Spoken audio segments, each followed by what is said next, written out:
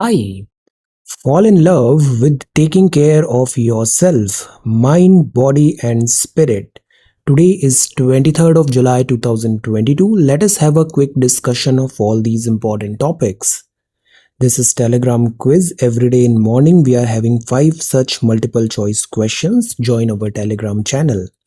Then this is quiz number 82, polity. Formation of Parliament is completed by House of the People, Council of States and the President. The consequence of the failure of government in राज्य सभा, इसका कोई as such consequence नहीं होगा because जो government होती है वो responsible होती है लोकसभा के लिए. What will follow if money bill is substantially amended by Rajya Sabha? Again, money bill में जो लोकसभा है अगर राज्यसभा ने उसकी बात नहीं मानी then also लोकसभा प्रोसीड कर सकती है विद द बिल एक्सेप्टिंग और not accepting the recommendations of Rajya Sabha. Rajya Sabha at max 14 days का डिले कर सकती है, that's all. Privilege motion can be raised against a minister when he withholds facts of a case और given distorted versions of facts. तो उस case पे privilege motion एक minister के अगेंस्ट रेज किया जा सकता है. प्रिविलेज मोशन में एक सेंस ऑफ सेंश्योर भी होता है. तो ये प्रिविलेज मोशन किस हाउस में पॉसिबल है? क्या ये दोनों हाउस लोकसभा और राज्यसभा में दिस प्रिविलेज मोशन आ सकता है या नहीं? Answer, time of 0 hour in parliament 12 से 1 बजे तक होता है. ये इंडियन इन्वेंशन है. आज के सवाल है, who can legislate on the subjects which are not included in any of the list of subjects given in the constitution. एक होता है स्टेट लिस्ट, दूसरा होता है central list and third union list और थर्ड होता है कॉन्करेंट लिस्ट. इसमें भी अगर कोई सब्जेक्ट नहीं है तो वो किसके जुरिस्डिक्शन में आएगा? Under which article of the Indian constitution the parliament can make laws on state list subject for giving effect to international agreements. Vote on account का क्या मतलब होता है? Secretariat of parliament of India क्या है? Estimates of expenditures are submitted to the Parliament of India in the form of what? So these are 5 questions for today. आज की vocabulary है proffer. Proffer का मतलब होता है प्रस्ताव करना. Hold out something to someone for acceptance, प्रस्ताव. Prowess का मतलब होता है कौशल, skill और expertise in a particular activity or field.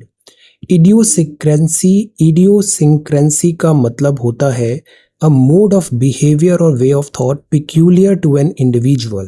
एक हैबिट है, एक लत लग गई है. Startling का मतलब होता है चौंकाने वाला, very surprising, astonishing और remarkable. Shambles मतलब अव्यवस्था है, a state of total disorder. So these are 5 words for today. ये CSET है. Try to answer these 2 questions. आज के न्यूज़ बाइट्स में first of all this is NITI Aayog. NITI Aayog का मतलब होता है national institution for transforming India. 1 जनवरी 2015 को ये बना था. Planning commission preceded. Headquarter new Delhi में है. चेयरपर्सन हमारे प्राइम मिनिस्टर नरेंद्र मोदी साहब एंड वाइस चेयरपर्सन है सुमन के बैरी. ये न्यू अपॉइंटमेंट हुआ है. सीईओ भी अभी नए आए हैं और उनका नाम है मिस्टर परमेश्वरम अय्यर. नीति आयोग आता है ministry of commerce and industry के अंतर्गत. ये सिक्किम है. सिक्किम का this beautiful tree is rhododendron. This is state tree of Sikkim. Sikkim is very very beautiful. Then Sikkim का स्टेट बर्ड है this blood pheasant and this is red panda. Red panda Sikkim का state animal है. Then this is Sikkim का state flower. This is orchid. और आप हैं हमारे देश की 15वीं राष्ट्रपति. 15वीं राष्ट्रपति बनने पर श्रीमती द्रौपदी मुर्मू जी को हार्दिक बधाइयाँ एवं शुभकामनाएं. सो इससे पहले भी आपका बहुत अच्छा दिस वर्क एक्सपीरियंस रहा है. फॉर एग्जांपल 2007 में आपको नीलकंठ अवार्ड भी मिला था for best MLA. So this is really good. So this is news bites for today. आज 23 तारीख है तो this is the Hindu newspaper 23rd of July. Today is Saturday. Regarding your comments 20th of July में, ये 20th of July का video है. Again excellent, you all are doing so well. जैसे यहाँ पे संधू ने बताया कफाला सिस्टम क्या होता है।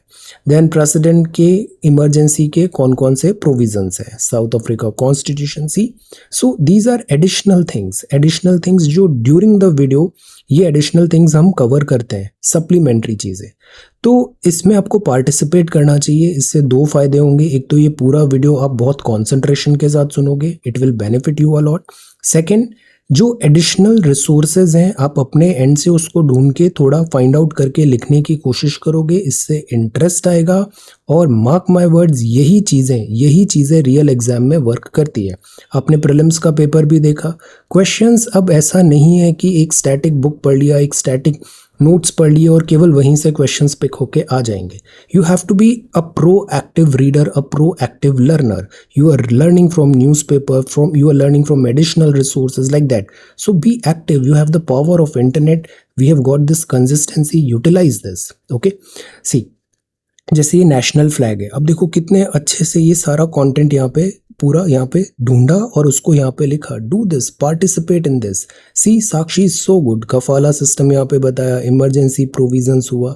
This will help you a lot. Everybody should do this. Indian flag से रिलेटेड पॉइंट्स है, एक्सेलेंट।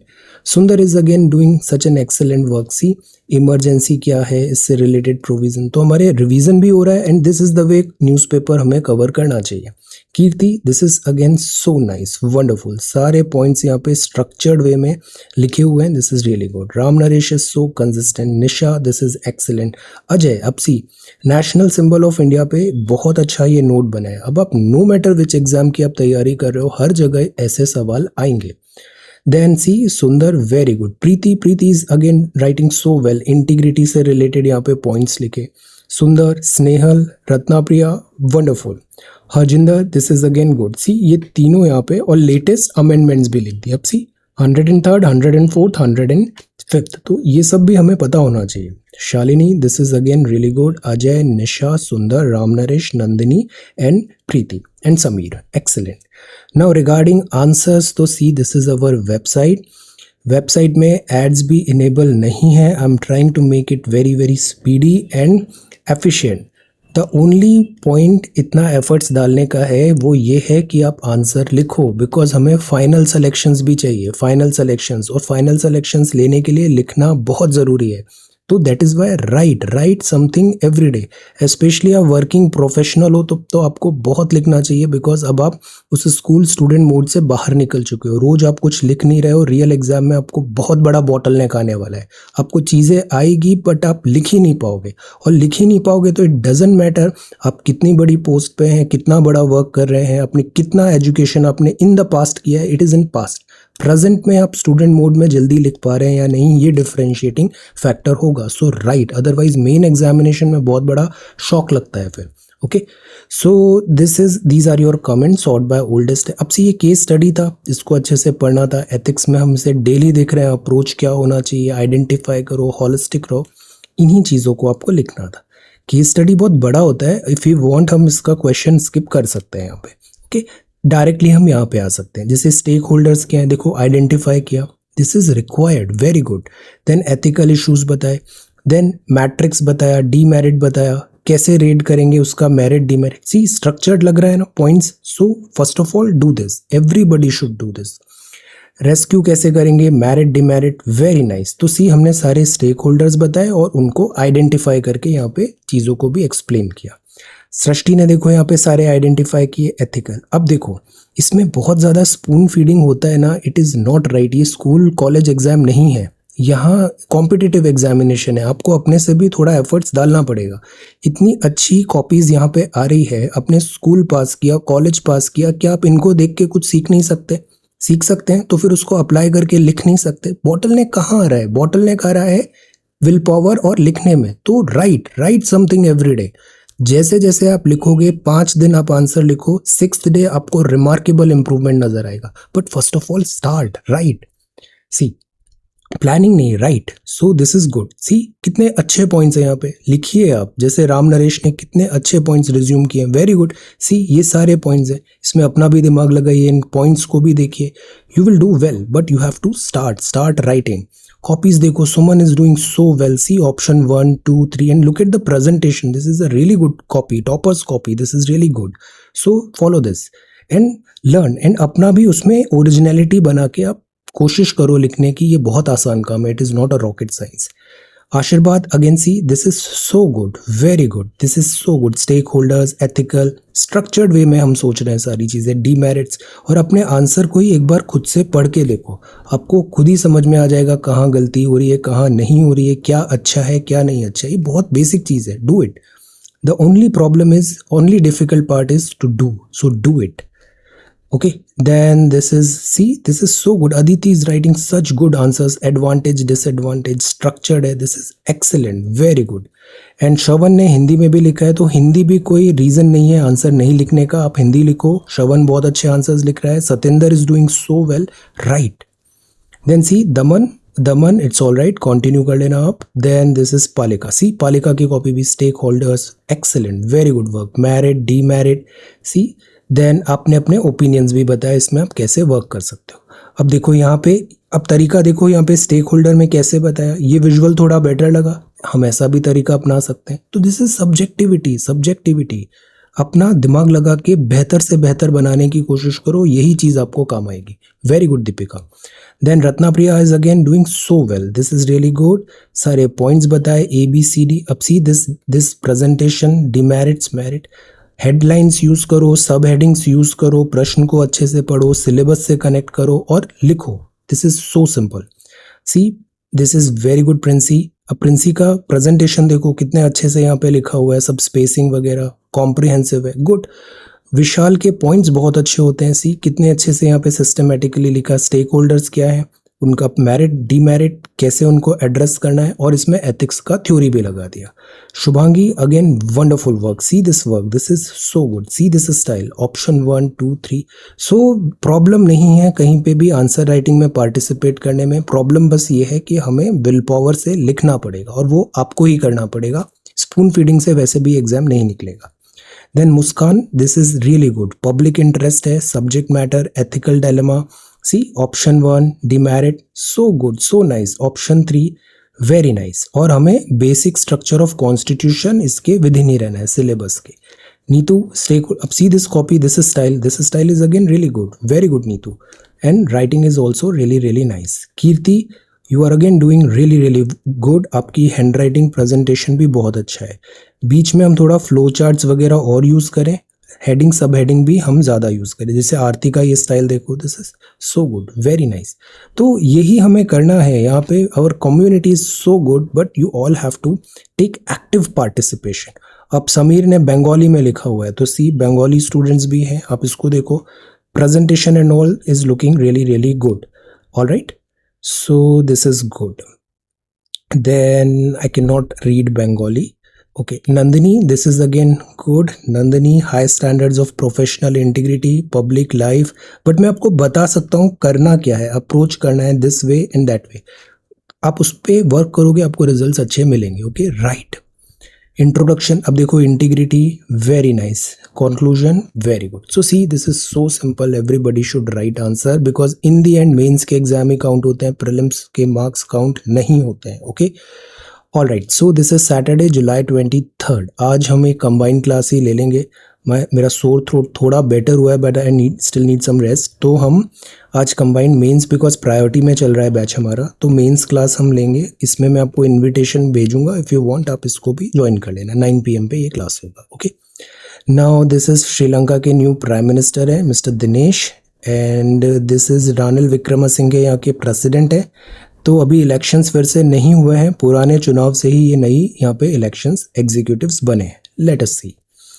देन यहाँ पर है, this is about best film awards. Best film awards, तो ये है नेशनल फिल्म अवार्ड्स. ये prominent film award ceremony India में होती है. 1954 से ये स्टार्ट हुआ था. International film festival of India भी इंडिया में होता है. Indian panorama, Indian government directorate of film festivals in 1973 इसको ऑर्गेनाइज करा रही है. So what is this? This is सरकारी अवार्ड, और इंडिया के टॉप अवार्ड माने जाते हैं फिल्म इंडस्ट्री के लिए. तो नेशनल फिल्म अवार्ड्स. 10 अक्टूबर 54 को बना था। विज्ञान भवन नई दिल्ली में इसको अवार्ड दिया जाता है और ये presented by directorate of film festival होता है। सो दीज आर सरकारी फिल्म अवार्ड्स। जैसे फिल्म फेयर अवार्ड्स वगैरह होते हैं ना, ऐसे ये सरकारी अवार्ड्स है, नेशनल फिल्म अवार्ड्स, और इनका बहुत हाई रेपुटेशन होता है। तो Tamil movie Soorarai Pottru won national award for the best feature film. Best actor, best actress, best background score, इस तरीके से यहाँ पे अवार्ड्स दिए गए। So this is national film awards. अब बिकॉज ये नेशनल है तो इसमें लैंग्वेज मतलब पूरे इंडिया की होगी, जैसे तमिल का है, तेलुगु है, ऑल टाइप ऑफ जितनी इंडिया में रीजनल लैंग्वेजेस भी हैं, फिल्म मेकिंग में जो इन्वॉल्व हुई हैं, सबको यहाँ पे इंक्लूड किया जाता है। It is not particularly about Bollywood. Okay, so this is best film award Tamil movie. इस तमिल मूवी को ये अवार्ड मिला है। बिफोर दैट सीबीएसई का रिजल्ट आया है 10th and 12th। So this is good. 94 92.71% respectively pass percentage है, excellent. And girls are doing so good. Girls excel in CBSE class 10 and 12 examination, wonderful. So this is the front page of the Hindu. अब हम आते हैं editorial में। आज का editorial है, ये कलेक्शन एडिटोरियल है। इस एडिटोरियल में बहुत अच्छे से बताया गया है इंडियन रुपी का जो स्लाइड हो रहा है वो क्यों हो रहा है। Indian rupee currency caution. तो हमें दिस रूमर मॉन्गरिंग एटसेट्रा में नहीं जाना चाहिए, हाफ ट्रुथ्स पे भी नहीं जाना चाहिए। एक्चुअली में रुपी डेप्रिशिएट क्यों हो रहा है, टोटलिटी में क्या ये स्टैंड अलोन रुपी डेप्रिशिएट हो रहा है, अदर करेंसीज का क्या रिस्पेक्ट है, इस पूरे बैकड्रॉप में बहुत अच्छा ये एडिटोरियल टेक है। तो हम इसको पूरा एक एक लाइन पढ़ने वाले हैं यहाँ पे। Currency caution. The rupee might still be over valued despite the recent slum. Over value क्या होता है, जैसे रुपी का एक्चुअल वैल्यू अगर ट्रेड वगैरह सब देखे करेंसी की स्ट्रेंथ तो उसे 75 होना चाहिए, बट स्टिल रुपी थोड़ा और ओवर वैल्यूज है, मतलब डेप्रिशिएट हो सकता है। डेप्रिशिएट होगा मतलब 75 से नहीं, डॉलर के मुकाबले 70 नहीं होगा, ये एप्रिशिएट होगा, रिवर्स चलता है। 75 से 80 जाएगा, इसका मतलब डेप्रिशिएट हो रहा है, मतलब $1 इज इक्वल टू 75 से $1 इज इक्वल टू 80 आ गया, तो दिस इज डेप्रिशिएट। एप्रिशिएट का मतलब होता है 75 से 70 हो जाएगा, तो ये एप्रिशिएट डेप्रिशिएट है।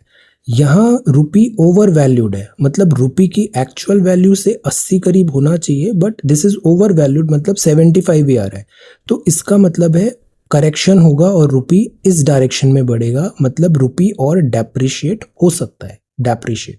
तो इसको ओवर वैल्यूड को कंफ्यूज नहीं करना है, एप्रिशिएट डेप्रिशिएट। एप्रिशिएट डेप्रिशिएट समझने का बहुत सिंपल लॉजिक है। $1 इज इक्वल टू 70 रुपये से $1 इज इक्वल टू 80 रुपये, मतलब रुपी कमजोर हो गया। 80 रुपये के बदले में $1 मिल रहा है, पहले 70 रुपये के बदले में $1 मिल रहा था, तो दिस इज कॉल्ड डेप्रिशिएशन। और एप्रिशिएशन क्या होता है, $1 अगर 50 रुपये में मिलेगा तो ये एप्रिशिएशन हो जाएगा। तो Indian rupee is experiencing its worst slump in 4 year, बहुत तेजी से अभी गिरा है, वर्स्ट स्लम्प है। 2022 से करेंसी डेप्रिशिएट हो चुका है 7% से ज्यादा, किसके रेस्पेक्ट में, यूएस डॉलर के रेस्पेक्ट, और हिस्टोरिक 80 भी टच कर चुका है dollar mark earlier this week.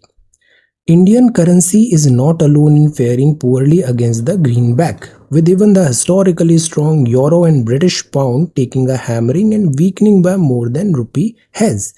The fact that other currencies too have appreciably lost value against the dollar can only offer cold comfort to India's real economy.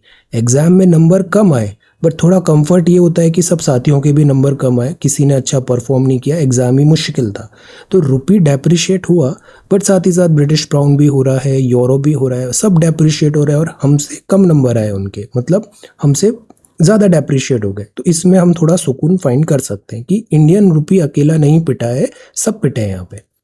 Domestic manufacturers and service providers are now having to cope with not just higher dollar price for the raw material, equipment or other supplies they may need to procure overseas in the wake of the supply disruption caused by the pandemic and the war in Ukraine, but they also face mounting import bill. देखो ये लंबे लंबे sentences आ रहे हैं ना, इसलिए मैं बोलता हूँ रीडिंग कॉम्प्रीहेंशन भी ऐसे करना चाहिए, और इतना मैं एम्फेसिस भी करता हूँ उसे। ये चीज़ आपको आरसी पेपर 2 में बहुत हेल्प करेगी। इसको शॉर्टर सेंटेंसेस में जैसे हम तोड़ के देखते हैं। ओके, तो domestic manufacturers and service providers are now having to cope up. तो जो लोकल्स हैं हमारे, सर्विस प्रोवाइडर्स और मैन्युफैक्चरर्स हैं उनको कोप अप करना पड़ेगा, मतलब झेलना पड़ेगा। Not just higher dollar price बढ़ेगा तो रॉ मटेरियल को बुलाना महंगा हो जाएगा।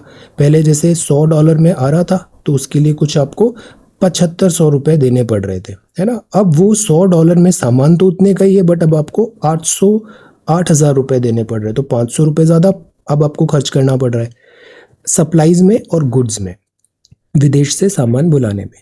अगर सप्लाई डिसरप्शन ऑलरेडी प्रॉब्लम में है, मतलब इन्फ्लेशन हो रहा है, सप्लाई डिफ्लेशन फुलफिल नहीं हो पा रहा है, सप्लाई प्रॉपर नहीं हो पा रही है, क्यों? क्योंकि पैंडेमिक और यूक्रेन में वॉर है। इम्पोर्ट बिल भी हमारा बढ़ता जा रहा है, तो वैसी चीज़ें नहीं मिल रही थी, अब उसके लिए और खर्चा करना पड़ेगा, तो हमारा आयात का जो पैसा है वो बहुत खर्च होगा। The slide means they have to fork out more rupees for the same dollar price from even just a few months ago. तो महंगाई, हमें और महंगा पड़ेगा सामान इम्पोर्ट कराना। फाइनेंस मिनिस्टर आरबीआई गवर्नर ने भी एक्सप्लेन करने को कहा, approximate cause for the pressure on the currency and apprehensions that the rupee may be in a free fall scenario. तो अब आरबीआई जो होता है वो रूपी का फ्री फॉल को पैडिंग देने की कोशिश करता है। पैडिंग इन द सेंस, हम डायरेक्ट इंटरवीन नहीं करते हैं, रूपी अपना खुद का वैल्यू फाइंड करेगा, बट हम जो बहुत सडन फॉल होता है उसमें पैडिंग दे देते हैं ताकि जर्क्स नहीं लगे। तो एप्रीहेंशंस है आरबीआई में। This could ultimately prove rather damaging for macroeconomic stability because RBI बहुत ज़्यादा इंटरवीन करेगा। ऑब्वियसली फॉरेक्स रिजर्व से डॉलर निकाल के बेचने पड़ेंगे, तो उससे हमारी मैक्रो इकोनॉमिक स्टेबिलिटी पे भी इम्पैक्ट आ सकता है। तो इससे फिस्कल और monetary authorities, both fiscal and monetary authorities are battling to tame runaway inflation. अभी थोड़े ही दिन में, अभी प्रीलिम्स बैच में हम इन्फ्लेशन पढ़ेंगे डिटेल। तो प्रॉब्लम यही है, इन्फ्लेशन बहुत तेज हो रहा है और फिस्कल मतलब कि सरकार, मॉनेटरी मतलब आरबीआई, दोनों के लिए बहुत बड़ा हेडेक है इन्फ्लेशन को कट करना। अब मिनिस्टर ने स्टेटमेंट लोकसभा में दिया कि क्यों ऐसा रुपये का फॉल हुआ, डेप्रिशिएट क्यों हुआ। पहला तो रशिया यूक्रेन कॉन्फ्लिक्ट है, क्रूड ऑयल प्राइस बढ़ गई, तो इससे रुपये का डेप्रिशिएशन सबसे प्राइमरी रीज़न, ये दो है। अब शक्तिकांता दास साहब ने बताया कि कंसर्न्स हैं about the rupee pointed to the fact that FPIs भी सेल ऑफ कर रहे हैं assets and fleeing to safe haven. देखो यहाँ स्पेलिंग HAVEN होता है, सुरक्षित जगह जा रहे हैं। क्यों जा रहे हैं? बिकॉज देखो रशिया यूक्रेन कॉन्फ्लिक्ट है, क्रूड ऑयल प्राइस भी बढ़ रही है, तो ऐसे में सबको सेफ चीज़ ढूंढने पे प्रायोरिटी रहती है। जैसे पैंडेमिक में देखा था, सेफ चीज़ें ढूंढते हैं। सेफ चीज़ें क्या होती है? सेफ चीज़ें होती है डॉलर, सेफ चीज़ होती है येलो मेटल। तो जब भी वर्ल्ड में डिसऑर्डर होता है, जब भी अनसर्टेनिटी होती है, चाहे वो पैंडेमिक हो या वॉर हो, आप देखना डॉलर स्ट्रांग हो जाता है, डॉलर स्ट्रांग हो जाता है। और ये जो एफपीआईज वगैरह हैं जिन्होंने इंडिया जैसे डेवलपिंग मार्केट में खूब पैसा लगा रखा था, अब बिकॉज यूएस में टैपरिंग भी हो रही है, तो ये यहाँ से पैसा निकाल के वापस अपने होम कंट्री जा रहे हैं, तो ईजी मनी अब अपने को नहीं मिलेगा। एफपीआई ने जैसे 29.6 बिलियन इंडियन इक्विटी में डंप किया, यहाँ से निकाल के चले गए, तभी इसको हॉट मनी बोलते हैं। तो इससे अगर हम देखें तो डिफ़िकल्टी आ सकती है। इसका काउंटर आर्ग्यूमेंट ये भी दिया था, बिकॉज यहाँ से इतना पैसा बाहर निकल के जा रहा है, that is Y stock market क्या डिफ़िकल्टी में आएगा? तो नहीं आएगा। ऐसा फाइनेंस मिनिस्टर ने कहा कि हमारे यहाँ रिटेल इन्वेस्टर्स भी बहुत आ रहे हैं, जैसे स्टॉक मार्केट्स इन्वेस्टमेंट का अब अवेयरनेस बढ़ रही है, तो अगर एफपीआई जाते भी हैं तो भी हम काफ़ी हद तक सेल्फ सस्टेन होंगे। जो इंक्रीज इन्वेस्टर्स लोकल्स होंगे वो कंपनसेट कर देंगे एफपीआई जितना पैसा लेके जा रहे हैं, तो स्टॉक्स में इतना इम्पैक्ट नहीं आना चाहिए। This is a prediction. अब बिकॉज यूएस में इन्फ्लेशन बहुत ज़्यादा हो रहा है, तो वहाँ पे यूएस का जो सेंट्रल बैंक है हमारे आरबीआई जैसा, उसने इंटरेस्ट रेट बढ़ा दिया। इंटरेस्ट रेट बढ़ाने का मतलब है इन्फ्लेशन, बिकॉज बहुत ज़्यादा पैसा आ गया इसलिए इन्फ्लेशन है। इंटरेस्ट रेट बढ़ा दिया तो पैसा स्क्वीज़ कर रहे हैं हम, जैसे ही पैसा स्क्वीज़ होगा मार्केट से, इन्फ्लेशन भी कम हो जाएगी। तो दैट इज़ वाई अब जो पैसा पूरे वर्ल्ड में डिस्ट्रीब्यूट हो रहा था यूएस डॉलर, वो अब वापस पुल आउट होने लग गया है। तो डॉलर इंडेक्स एक मेजर होता है, greenback's value against a basket of 6 major currency, relative comparison के लिए कि डॉलर वर्सेस अदर्स। तो इसने रीअश्योरेंस दिया है कि केवल हम नहीं पिटे हैं, बस दिस इज द सैम्बलेंस की सबकी पिटाई हुई है। The index is just shy of a 20-year high hit last month. इतना हाई पे चल रहा था, इन्वेस्टर्स बेट कर रहे थे डॉलर बैक्ड एसेट्स में, अब डॉलर का फ्ली हो रहा है। रुपी का रियल इफेक्टिव एक्सचेंज रेट, ये क्या होता है, रीर होता है, दिस इज कॉल्ड रीर। ये वेटेड एवरेज बताता है value in relation to basket of currencies. Basket of currencies में क्या क्या होता है, आप बताओ। बास्केट ऑफ करेंसीज का मतलब होता है किसी एक करेंसी के बजाय 4-5 करेंसी का एवरेज निकाल के हम देखते हैं रुपी उनके कंपैरिजन में पिटा है या फिर स्ट्रांग रहा है, वीकन हुआ है या स्ट्रांग हुआ है। तो अगर हम ये देखें तो इंडियन करेंसी जो है वो केवल डॉलर से पिटा है, बाकी सबसे इतना नहीं पिटा है। अगर हम यूरो देखें, येन देखें, तो इनका और ज़्यादा डेप्रिशिएशन हुआ है, हमने उनसे बेटर डिलीवर किया है। दिस इज ओनली सैम्बलेंस जो हम फाइंड आउट कर सकते हैं। तो मिस्टर दास ने ये भी बताया इंडिया की अंडरलाइंग फंडामेंटल स्ट्रॉन्ग है, रिजाइलेंट है, फॉरेन एक्सचेंज रिजर्व्स भी एडिक्वेट है, 650 था बट अभी भी 580 बिलियन डॉलर है। तो आरबीआई अब जुडिशली यूज़ करे हमारी वॉर चेस्ट डॉलर को, और स्लो डाउन है एक्सपोर्ट में, इसको ठीक करे, इंपोर्ट जो है उसका ऑल्टरनेट निकाले, सो दैट हमारा रुपी ज़्यादा अब वीकन नहीं हो, डेप्रिशिएट नहीं हो। इसको आगे एक और आर्टिकल में कंटिन्यू करेंगे। यूनियन ऑफ द सैंक्शनड है। अब देखो पुतिन का विजिट हुआ ईरान को, ईरान हुआ, सऊदी हुआ, ये सब पपेट्स हैं। ये पूरा हाईलाइट है अभी क्या चल रहा है इस पूरे वॉर में। तो वेस्ट एशिया जो है यहाँ पे पावर राइवलरी चल रही है। एक तो यहाँ पे सऊदी वर्सेस ईरान चलता है, Shia versus Saudi Sunni and Iran is Shia, तो शिया वर्सेस सुन्नी का फाइट चलता है यहाँ पे। सेकंड जो फाइट चलता है वो आ जाता है यूएसए वर्सेस रशिया, और ये प्रॉक्सीज के थ्रू लड़ते हैं। अब देखो यहाँ पर highlighted the importance of West Asia in the time of great power rivalries. Mister Putin का विजिट हुआ, कुछ ही दिन पहले जो बाइडेन का भी विजिट हुआ था, हमने देखा था सऊदी क्राउन प्रिंस के साथ मीटिंग। अब इसके बाद इजराइल टूर भी हुआ था जो बाइडेन का। तो यूएस कैंप में कौन है, यूएस कैंप में है सऊदी, यूएस कैंप में है इजराइल, यूएस कैंप में है यूएई, और ये गल्फ के इधर है ईरान, और ईरान कैंप में इधर आ गया यहाँ पर रशिया। तो सी ये अगेन यहाँ पे इस टाइप का इक्वेशन बन रहा है। तो बाइडेन ने वॉर्न किया American traditional allies against Russia, China, Iran. अब यहाँ पे चाइना भी आ गया है, जैसे हमारा जो चाबहार पोर्ट है और रेलवे लाइन वगैरह, यहाँ चाइनीज प्रेजेंस है।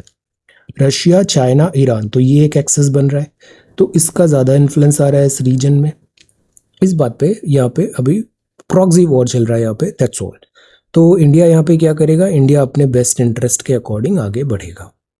ये द्रविड़न मूवमेंट, आर्यन इल्यूजन्स, ये अब इस एडिटोरियल का कॉन्टिन्यूएशन में देखते हैं। रुपी ने रिजिलियंस शो किया है, रुपी इतना भी बुरा नहीं पिटा है। अगेन रुपी कंसिडरेबली अच्छा परफॉर्म किया है when we compare to other currencies जो डॉलर के अगेंस्ट डेप्रिशिएट हुए।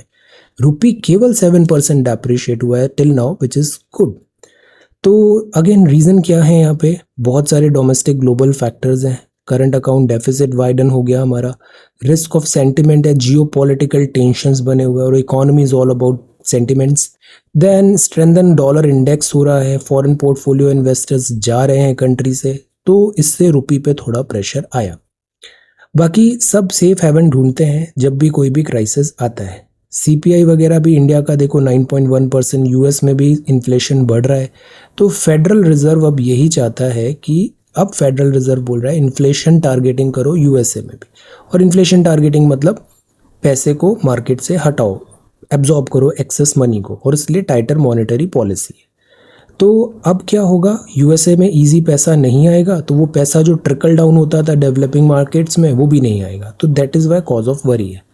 तो रुपी में अभी प्रेशर है, जियोपॉलिटिकल इंडेक्स भी है, और इससे डॉलर इंडेक्स बढ़ गया। डॉलर रिलेटिवली हर करेंसी के रेस्पेक्ट में बढ़ा है, even 1 euro is equal to $1 हो गया, जबकि डॉलर पहले कम था यूरो से।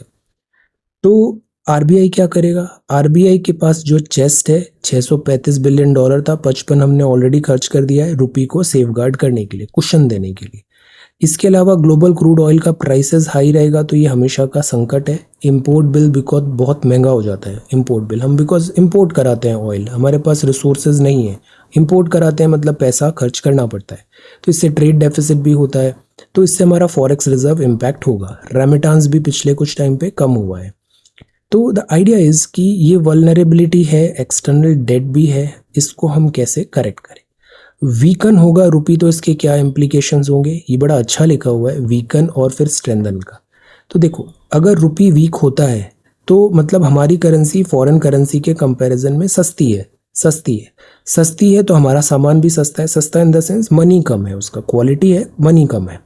मनी कम है तो एक्सपोर्ट उसका बड़ा आसान हो जाएगा। कोई भी पर्सन यूएस से सामान खरीदे, इंडिया से खरीदे, इंडिया में चीपर पड़ेगा तो वो इंडिया से बुलाएगा। तो एक्सपोर्ट कॉम्पिटिटिव हो जाता है जब रुपी करेंसी डेप्रिशिएट होता है। तो इस प्रेमाइस में एक्सपोर्ट हमारा कॉम्पिटिटिव हो जाएगा। डेप्रिशिएशन होगा इंडिया का बट रुपी का, बट कोरिया, मलेशिया, बांग्लादेश ये लोग भी हमसे फाइट करेंगे, ये कॉम्पीट करेंगे हमसे बिकॉज इनका करेंसी भी डेप्रिशिएट हुआ है। तो इससे हमें एक्सपोर्ट में कॉम्पिटिटिवनेस को भी फेस करना पड़ेगा, competition. Along with a high import intensity of की एक्सपोर्ट सेगमेंट जैसे पेट्रोलियम, जेम्स, ज्वेलरी, इलेक्ट्रॉनिक्स, ये तो हमको इम्पोर्ट आयात ही कराना पड़ता है, तो इसका हम कुछ सॉल्यूशन नहीं निकाल पा रहे। हमें अमिलियोरेट करना पड़ेगा, इम्पोर्ट को कम करो, एक्सपोर्ट को बढ़ाओ, this is the only solution.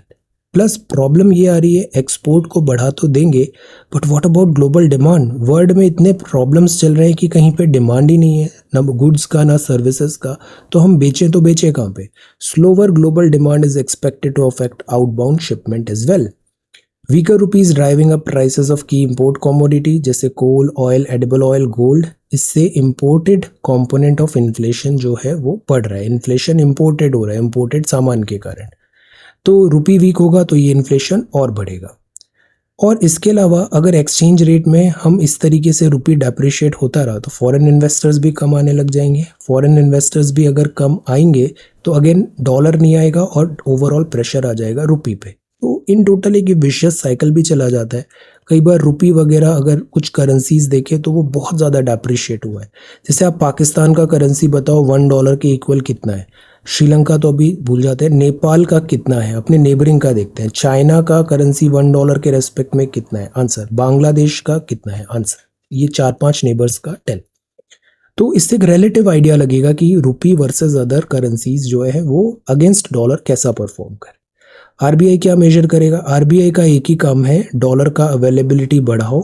तो आरबीआई अपने वॉर चेस्ट से डॉलर निकाल के मार्केट में पंप कर रहा है और एक्सपोर्ट और जो इंपोर्ट है वो फिस्कल मेजर्स जो सरकार के हैं एग्जीक्यूटिव के, उसको देखने पड़ेंगे। बट आरबीआई अपने एंड से कुशन करने की कोशिश कर रहा है।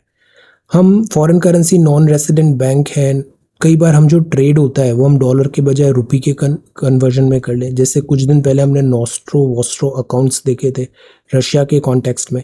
बाहर से हम डॉलर उधार लेके आए, एक्सटर्नल कमर्शियल बोरोविंग। इन सब चीज़ों से रुपी का जो स्लाइड है वो अरेस्ट हो पाएगा।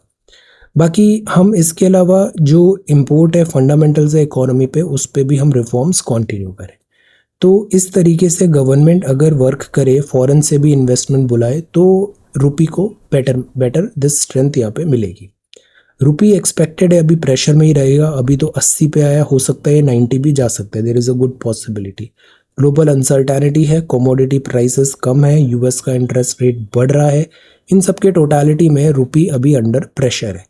तो अगर हम मेंटेन भी कर पाएँ, अच्छा फाइट भी दें, तो हमारा दिस रुपी जो है वो रिलेटिवली यहाँ पे रिजाइलियंट बना रहेगा। Okay, so despite pressure the rupee's remarkable resilience. Then this is tribal identity. Try colour, अभी हर घर तिरंगा में ट्राई कलर आप अपने घर पे ऐसा 13, 14, 15 3 दिन हम ऐसा लगा सकते हैं। हर घर तिरंगा.com वेबसाइट पे देखिए, इसमें और डिटेल्स यहाँ पे मिलेंगे। हमने कल पढ़ा था ना, एक फ्लैग कोड होता है तिरंगा लहराने का, तो उसको फॉलो करना है। लॉ पैनल बोल रहा है साइमल्टेनियस इलेक्शंस होने चाहिए, इसको एग्जामिन करने की बात का है। साइमल्टेनियस मतलब लोकसभा और विधानसभा का चुनाव एक साथ ही करा दो।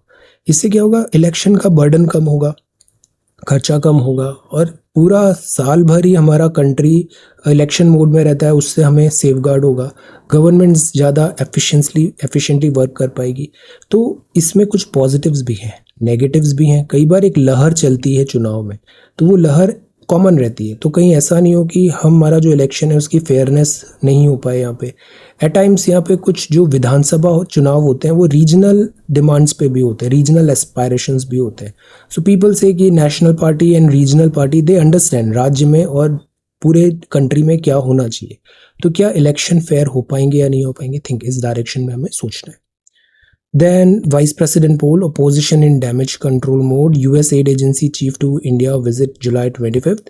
Then this is Saudi, UAE, Indian workers. Then Agnipath and Antarctic bill pass हुआ।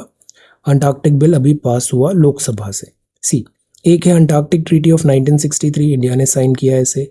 इसके अंतर्गत अंटार्कटिका में जो भी डिस्प्यूट्स वगैरह हो रहे हैं जिसमें इंडियंस इन्वॉल्व है, तो हम इंडियन जुडिशरी, इंडियन लॉ वहां पे प्रोजेक्ट कर पाएंगे।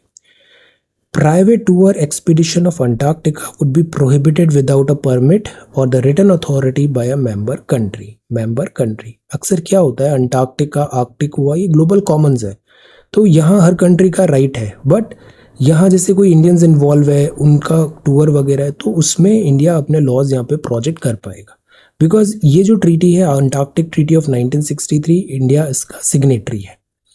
तो अब इंडियन ऑफिशियल्स, गवर्नमेंट्स जो हैं, ये इंस्पेक्ट कर सकते हैं किसी वेसल को, रिसर्च फैसिलिटीज़ जो है। अब बताओ अंटार्कटिका में कौन कौन सी इंडियन रिसर्च फैसिलिटीज़ है। सी, हमने पढ़ा था ना मैत्री एटसेट्रा, कौन सी फैसिलिटीज़ यहाँ पर है।